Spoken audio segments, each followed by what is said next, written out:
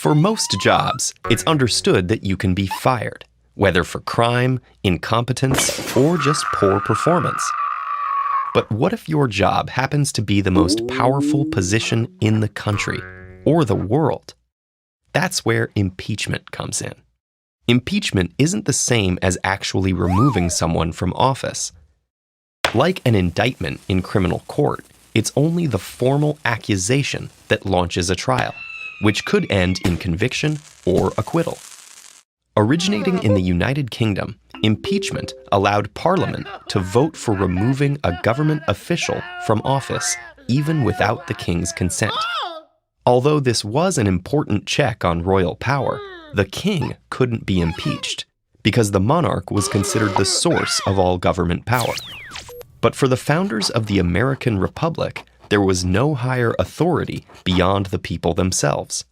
And so, impeachment was adopted in the United States as a power of Congress applying to any civil officers, up to and including the president. Although demands for impeachment can come from any members of the public, only the House of Representatives has the power to actually initiate the process.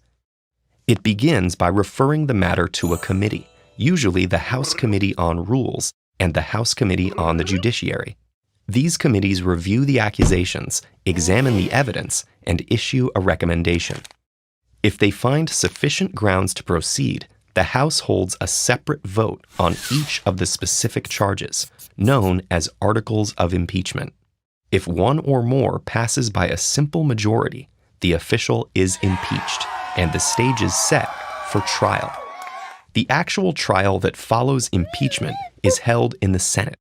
Selected members of the House, known as managers, act as the prosecution, while the impeached official and their lawyers present their defense.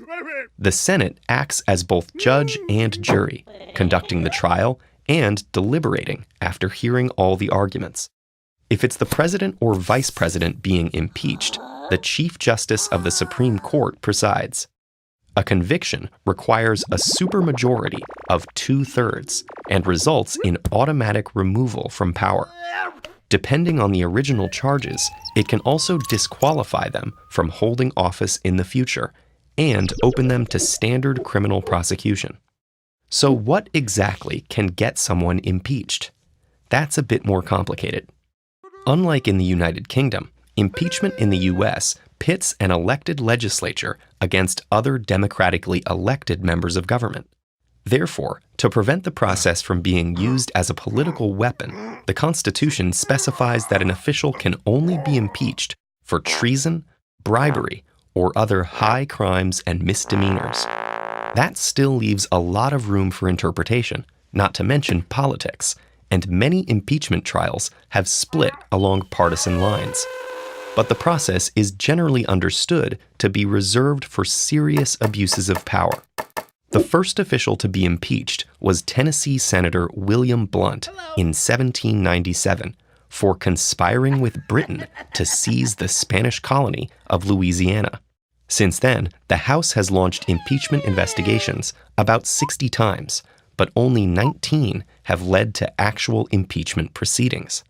The 8 cases that ended in a conviction and removal from office were all federal judges, and impeachment of a sitting president is even more rare.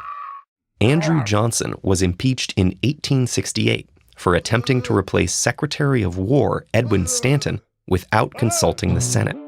Over a century later, Bill Clinton was impeached for making false statements under oath during a sexual harassment trial. Both were ultimately acquitted when the Senate's votes to convict fell short of the required 2/3 majority. And contrary to popular belief, Richard Nixon was never actually impeached for the Watergate scandal. He resigned before it could happen, knowing he would almost certainly be convicted. Theoretically, the US government is already designed to prevent abuses of power, limiting different branches through a system of checks and balances, term limits, and free elections. But impeachment can be seen as an emergency brake for when these safeguards fail.